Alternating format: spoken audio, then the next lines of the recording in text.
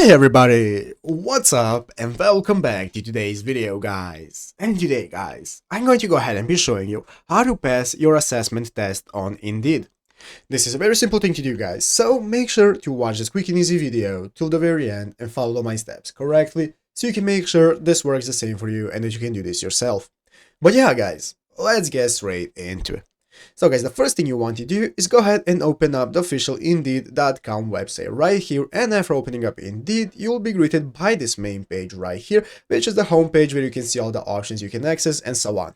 So guys, now let's go ahead and see how to pass our assessment test. The first thing we need to do to be able to pass an assessment test is to go ahead and log into your account. So we can do that by clicking the sign in button right here that's going to appear in the upper right corner. Click on sign in and then you can enter in your details to log into your account or create a new one if you do not have one already.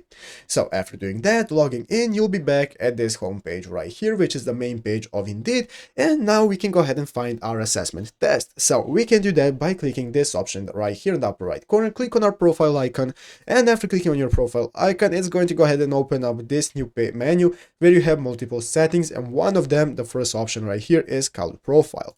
So you want to go ahead and open up profile guys, and after opening up your profile, now you can see all the options you can access, such as you can see your resume here, you can see your job matches, see your qualifications, job preferences, and so on.